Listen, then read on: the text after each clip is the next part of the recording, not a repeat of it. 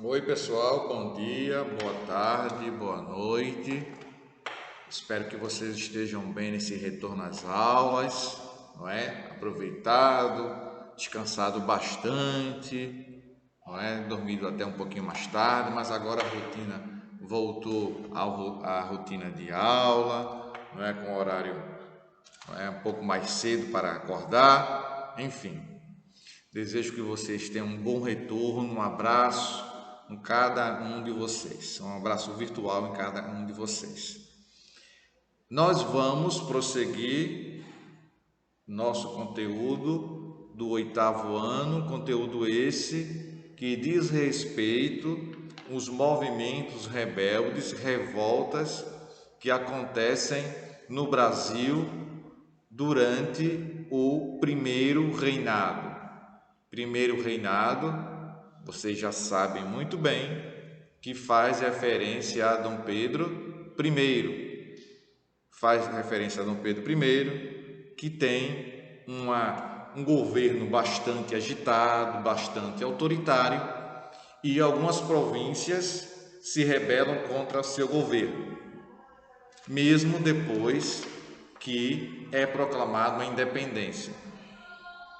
Nós vivenciamos a revolta chamada Revolução Pernambucana, também conhecida como Revolução dos Padres, e vivenciamos ali que o desejo de mudança, o desejo de república estava enraizado no pensamento do povo pernambucano. A república foi proclamada, um governo provisório foi estabelecido por 75 dias e Dom João VI conseguiu, lá em 1817, abafar o movimento para que esse movimento não fosse continuado, dado sequência em outras províncias.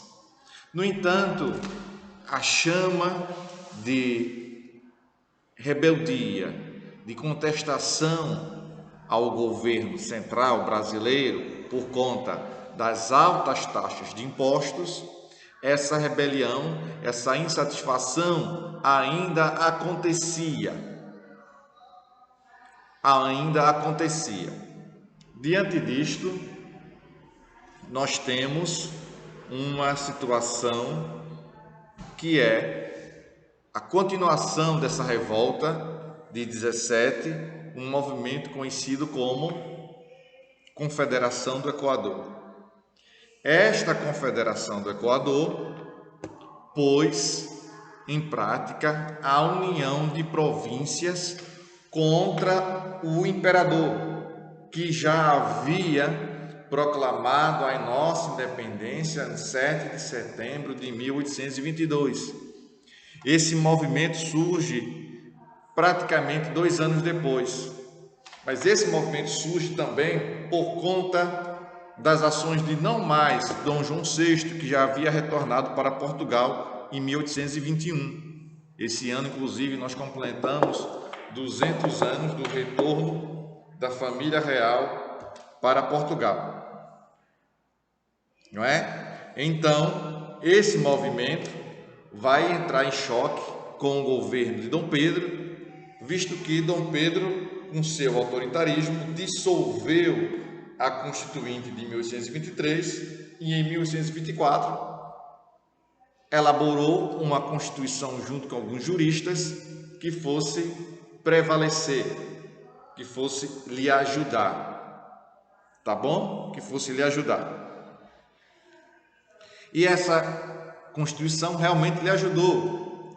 Foi criado ali o poder moderador, o quarto poder, o poder que se sobrepõe aos outros poderes. Tá bom? Vamos lá. Abram aí o nosso livro na página 140. Percebam que a dissolução da Constituinte de 23 por Dom Pedro I e a de 24, a Constituição de 24, vai aumentar os poderes dos mais ricos, dos mais poderosos. E isso vai causar uma insatisfação. A chama revoltosa em Pernambuco de 17, ela prossegue. No entanto, agora, para a formação desse movimento chamado Confederação do Equador, mais 3 províncias se unem a Pernambuco e desejam formar uma confederação independente do restante do Brasil. Vamos observar agora de que forma aconteceu, quem eram os seus líderes. Vale ressaltar que alguns líderes de 17 permanecem em 24, dão prosseguimento aos ideais de 17. Só que agora não mais só com Pernambuco. Pernambuco agora vai ter a Paraíba, Rio Grande do Norte e o Ceará lutando juntas. Essas 4 províncias com um objetivo comum. Pois bem, página 140, a Confederação do Equador. A dissolução da Constituinte de 1823 provocou em todas as províncias forte descontentamento com Dom Pedro I. Em Pernambuco, a nomeação do morgado do Cabo Francisco de Paz Barreto para presidir a província não foi aceita. Era muito comum, principalmente em Pernambuco, quando algum governante, algum administrador da província não era querido, foi indicado e não tinha atitudes simpáticas à população, ou grande parte da população, a população se rebelasse contra ele. E há relatos de que alguns governadores da província de Pernambuco eram até sequestrados. E ele sabia em parte que aqui a província pernambucana era muito agitada. Inclusive alguns historiadores chamam de o maligno vapor da província pernambucana. Vai ter aqui uma série de movimentos, às vezes, que a historiografia brasileira não vasculha, não estuda, não se aprofunda como deveria. Mas houve sim vários movimentos como Novembrada, Dezembrada, movimentos que ocorreram aqui questionando o poder português, questionando o poder real. Deu para entender? Indo de encontro, não concordando com as atitudes da corte portuguesa aqui na província de Pernambuco. Pois bem, não foi aceito. Prosseguindo aqui, conteúdo do 8º ano, página 140. Aproveitando o forte sentimento nativista contra os portugueses, em 2 de julho de 1824, surgiu uma revolução visando proclamar a República, com adesão da Paraíba, Rio Grande do Norte e do Ceará, chamada Confederação do Equador. O governo imperial mandou tropas comandadas pelo brigadeiro Francisco de Lima e Silva, que desde Alagoas marcharam em direção ao Recife, enquanto o porto era bloqueado pela esquadra comandada pelo Lord Cochrane. Aqui nós temos um link na página 140 sobre o Lord Cochrane. Foi um político e aristocrata escocês que lutou nas guerras de independência da América em favor do Reino Unido, onde se destacou na Marinha Real Britânica, servindo na Marinha Chilena e na Armada Brasileira. Não é? Após ligeiros encontros, as tropas legalistas fizeram com que os republicanos deixassem o Recife. Os republicanos rumaram em direção à Paraíba, mas terminaram se entregando em Goiânia. Nas demais províncias foram também dominados os rebeldes e 16 deles foram julgados e condenados à morte. Olha aí. 16 deles foram julgados e condenados à morte. Isso na página 140. Na página 141, diz assim: Dentre os principais líderes da Confederação do Equador, destacamos Frei Caneca, executado junto ao Forte das 5 Pontes, no centro do Recife, Padre Mororó, executado em Fortaleza, Tristão de Alencar, chefe da Revolução do Ceará, João Guilherme Ratolife e Joaquim Loureiro. O principal mentor do movimento foi Manuel de Carvalho Paz de Andrade, que pediu e conseguiu asilo no navio inglês que se encontrava no porto do Recife. A repressão violenta ao movimento contou com a contratação de soldados mercenários estrangeiros e a compra de uma nova esquadra, o que provocou novo endividamento dos cofres públicos.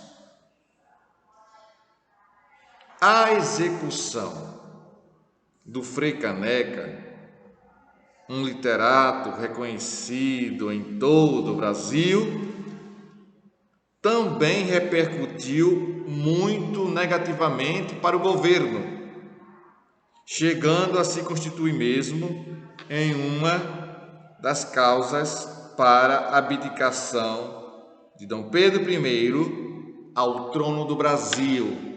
É verdade, isso vai fazer com que o governo e a imagem de Dom Pedro I ficasse desgastada, para que ele venha abdicar do trono em favor do seu filho, ainda chamado de Pedro de Alcântara, depois será chamado de Pedro II, são uma série de fatores para que isso venha acontecer. Tá bom? Então, esse fator em que surge, eclode o movimento da Confederação do Equador, colabora para o desgaste de Dom Pedro I e sua abdicação. Não é? Então, temos aqui uma imagem das tropas imperiais, aqui, ó, comandadas pelo Thomas Cochrane, o Lord Cochrane, conseguiram reprimir a rebelião, mas alguns líderes considerados confederados ainda resistiram por algum tempo no sertão. Então, alguns líderes fugiram para o sertão com o avanço das tropas lideradas pelo Lord Cochrane. Tá bom? Vamos para a página. Então, o movimento foi abafado. Os ainda resistentes migraram para o sertão, fugindo das tropas do Lord Cochrane. Aconteceu, né? Tem um item que de vez em quando aparece no nosso conteúdo. Diz assim: 142.